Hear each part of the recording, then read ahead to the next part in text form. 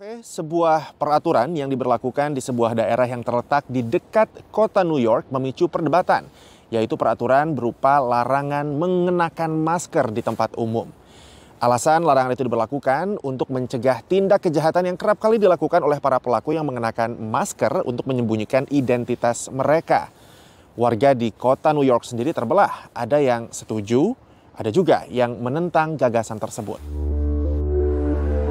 Setiap hari, jutaan orang menggunakan kereta bawah tanah kota New York untuk bepergian dari satu tempat ke tempat yang lain.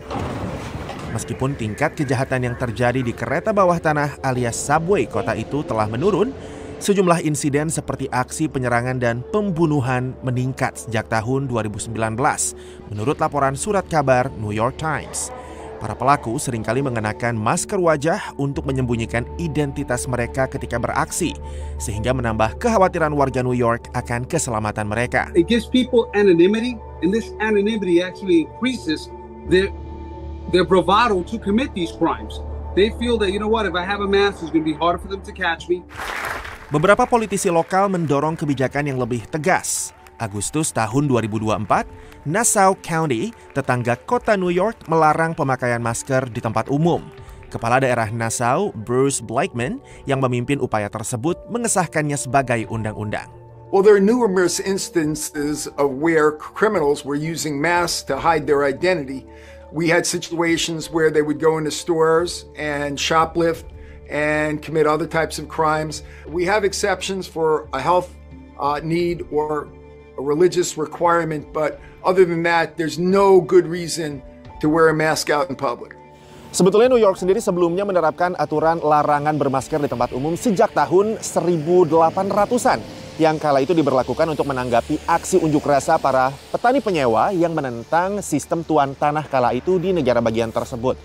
Tapi larangan itu dikritik oleh banyak pihak karena dianggap diberlakukan secara tebang pilih.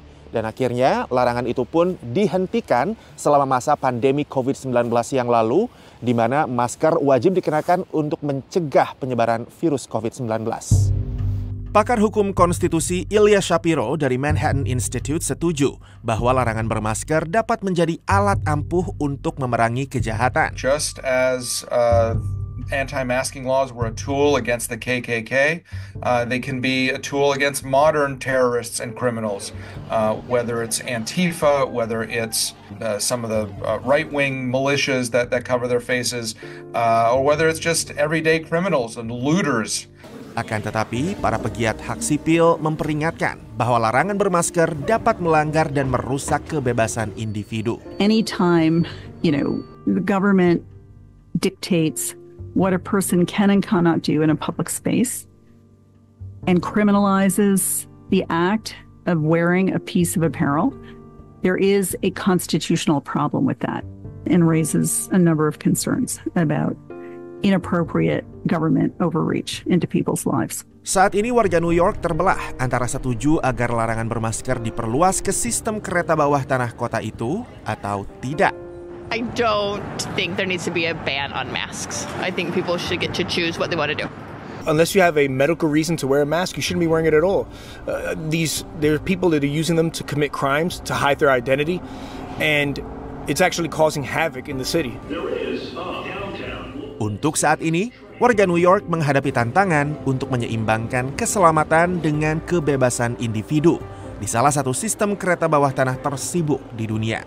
Januari lalu, sebuah rancangan undang-undang diajukan di Kongres Negara Bagian New York untuk mengkriminalisasi tindakan pelecehan atau intimidasi yang dilakukan oleh seseorang yang menyembunyikan atau menutupi wajah mereka dengan niat untuk mengancam atau menakut-nakuti orang lain.